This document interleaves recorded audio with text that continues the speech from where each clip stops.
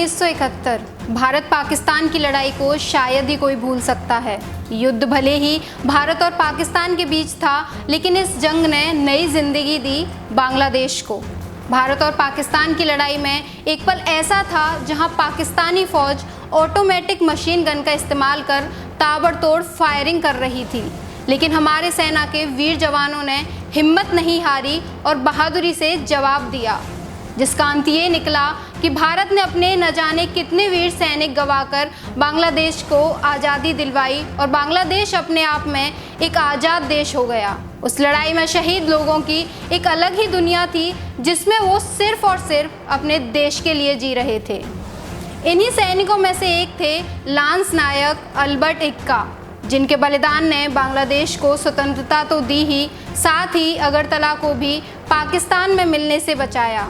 अगर आज अगरतला भारत का हिस्सा है तो इसका श्रेय जाता है एक परमवीर चक्र अल्बर्ट एक्का को। लांस नायक अल्बर्ट एक्का का जन्म 27 दिसंबर 1942 को झारखंड के गुमला जिले के डुमरी ब्लॉक के जरी गांव में हुआ था। उनके पिता का नाम जूलियस एक्का और मां का नाम मरियम एक्का था। उन्होंने प्रारंभिक शिक्षा सीसी स्कूल पटरा टोली से की थी और माध्यमिक परीक्षा विक्रमपुर मिडिल स्कूल से पास की थी। इनका जन्म स्थल जरी गांव चैनपुर तहसील में पड़ने वाला एक आदिवासी क्षेत्र है, जो अब झारखंड राज्य का हिस्सा है। तीर कमान चलाने में माहिर एक्का हमेशा से ही देश की सुरक्षा बल में शामिल होना चाहते थे। बचपन से ही वो खेल में भी बहुत अच्छे थे। खेलों में अच्छे प्रदर्शन के चलते दिसंबर 1962 में भारतीय सेना में शामिल कर लिया गया। उन्होंने फौज में बिहार रेजिमेंट से अपना कार्य शुरू किया। बाद में 14 गार्ड्स का गठन हुआ, जब अल्बर्ट अपने कुछ साथियों के साथ वहां स्थानांतरित कर दिए गए। एक्का के अनुशासन और दृढ़ता को देखते हुए ट्रेनिंग के दौरान ही उन्हें लांस नायक का पद दे दिया गया था। उन्हें उनके रेजिमेंट के साथ उत्तर पूर्वी भारत में पोस्टिंग मिली, ताकि वहां पर बढ़ रहे विद्रोह को रोका जा सके। लेकिन जब 1971 में भारत पाकिस्तान की लड़ाई शुरू हुई तो उन्हें पूर्वी पाकिस्तान बांग्लादेश भेजा गया।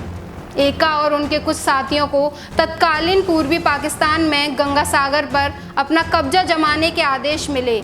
आपको बता दें, गंगा सागर अगरतला से सिर्फ 6.5 किलोमीटर दूर है और अगरतला आज त्रिपुरा की राजधानी है। गंगा सागर में पाकिस्तान पर पकड़ बनाना बहुत ज़रूरी था, ताकि भारतीय सेना अखोरा की तरफ बढ़ सके। अखोरा पहुंचना बांग्लादेश की आज़ादी के लिए महत्वपूर्ण था, क्योंकि यहीं से भारतीय सेना ढाका जा सकती थी। 3 दिसंबर की सुबह गंगा सागर रेलवे स्टेशन पर लड़ाई शुरू हुई। रणनीति के अनुसार भारतीय सेना की 2 कंपनियां आगे बढ़ रही थीं।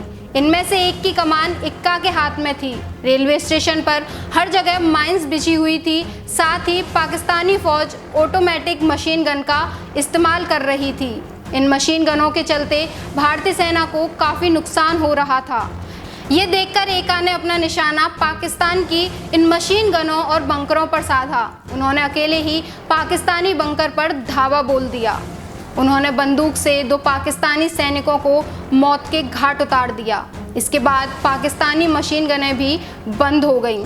हालांकि इसमें एक्का पूरी तरह घायल हो गए थे, पर फिर भी वो अपने साथियों के साथ आगे बढ़ते रहे। लेकिन कुछ दूर पहुंचने पर पाकिस्तान की तरफ से फायरिंग फिर से शुरू हो गई। 1-2 मंजिला मकान से भी ऑटोमेटिक मशीन गन फायर कर रही थी। ऐसे में अपनी परवाह किए बिना वो हाथ में एक बम लेकर दुश्मन के ठिकाने की तरफ बढ़े और उन पर बम फेंक दिया। इस धमाके में पाकिस्तानी सैनिक और उनकी मशीन गन दोनों ही जवाब दे गई। मगर इस दौरान गंभीर रूप से घायल होने के कारण कुछ ही पलों में अल्बर्ट एक्का भी शहीद हो गए। अपने पहले वार के समय ही वो पूरी तरह से घायल थे, लेकिन सिर्फ उनका जज्बा और बहादुरी थी कि वो आगे बढ़ते रहे।